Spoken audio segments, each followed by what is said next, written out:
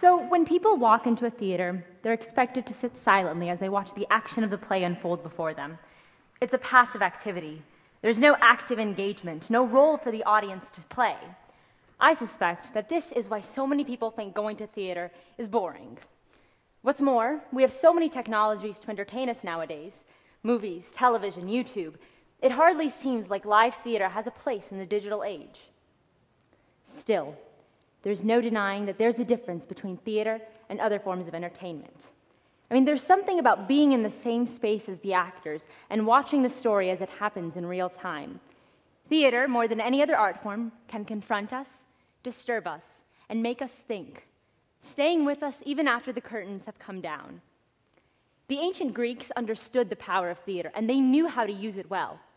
Back then, theater was the people singing freely in the open air. The theatrical performance was created by and for the people. Augusto Boal, a Brazilian dramatist, wrote this in his 1979 book, Theater of the Oppressed. His philosophy was that theater should be an interactive and engaging experience, so he developed a form of theater in which the audience is invited to take part in the action of the play. Here's how it works. So the actors present a scene in which there is some sort of conflict or injustice. Then members of the audience are given the chance to come up on stage, step in as one of the characters, and try to act out a solution to the problem in the play. So ultimately, it is the members of the audience, the people, who are in control of the performance, breaking the conventional fourth wall that normally separates audience from actors. I've been acting for over 10 years, and this is one of the most intriguing forms of theater that I've ever come across. Eager to experience it firsthand, I traveled across the country last summer to receive formal training in this technique. Over the course of a week, I worked with a group of 40 people from around the world to create an interactive performance that we would present at the end of the workshop. Most of the people in the company were not actors. They were activists, people who had identified a problem in their community and wanted to use theater as a means for change. Now, of course, the idea of using theater as a social catalyst is not a novel one. In fact, throughout history, we have seen the most powerful and enduring plays were the ones that challenged societal norms and offered new perspectives. What was unique about our play was that instead of working with a script, we drew on personal experiences to create a play about oppression. Now, when I say oppression, I don't necessarily mean intense hardship or suffering. This oppression refers more to common conflicts that we all face, at school, at work, even in our own families. Talking with people from different backgrounds about the obstacles that we had faced really helped forge a strong bond within our company. We had all lived very different lives, and while some of us may have experienced more oppression than others, we came together to create something out of our stories. Our final performance was held shortly after the Trayvon Martin trial. Many of us in the company felt that for the sake of preserving political correctness, there had been no truthful conversation regarding the underlying issue of racism in the case. We knew that this had weighed heavily on our nation's conscience and would surely generate audience interest and participation. So our play was composed of a few short scenes in which the protagonist tried to start a dialogue with someone, but was unable to do so. And after we presented these scenes, the question that we posed to our audience was this: how do we facilitate judgment-free dialogue in our communities in light of this tragedy? Now, I want each of you to think about this question for a moment. And imagine, if you will, 3 characters. First, a grandmother who says things like, "I think the jury got it right. One less criminal wandering around the streets."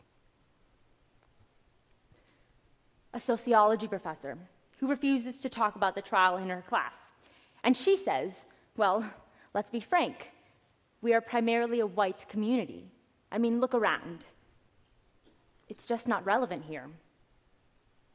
And finally, an African-American mother. "Whoa, hold on. You don't get it. This innocent kid was killed. You've never been judged by the color of your skin. You don't know what it's like." I want each of you to think about which of these 3 characters you relate to or agree with the most. If you could step into that person's shoes, how might you respond to the other characters? Now, think about the character that you disagree with the most, and instead, try putting yourself in their shoes. Would you still respond to them in the same way? This is how conflicts are solved. So the process that we just went through is similar to what we did on the night of our performance. We polled members of the audience to see who had an idea they would like to try out. And as I watched people rise from their seats and join us on stage, I could feel the energy in the room. I mean, there was a sense of community, togetherness, and democratic engagement. We applauded everybody who got up, even if their idea didn't work. And instead of arguing about our different opinions, we were listening to each other with an open mind. This environment made it a lot easier to have an honest conversation about a very heavy topic. So I learned two things that night. First, I realized that we need to rethink our definition of theater as an art form. Until last summer, theater meant something very different to me. I used to think that being on stage meant entering a different world, the world of the play, thus distancing myself from the audience and reality.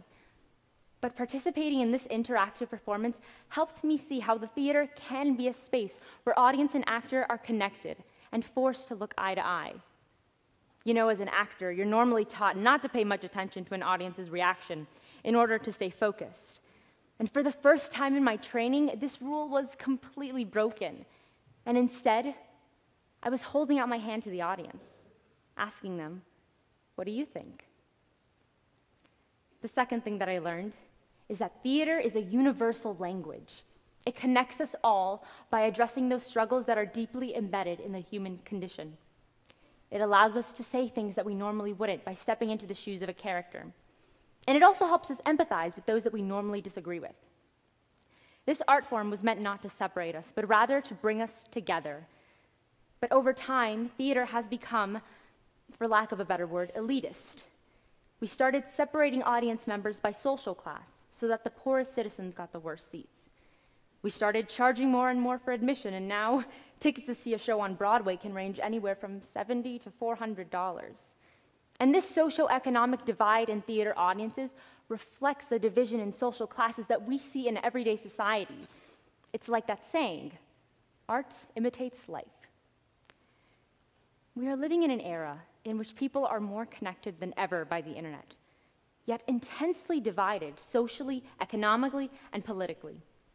But seeing the dialogue that emerged on the night of that performance made me realize the unifying power of this art form.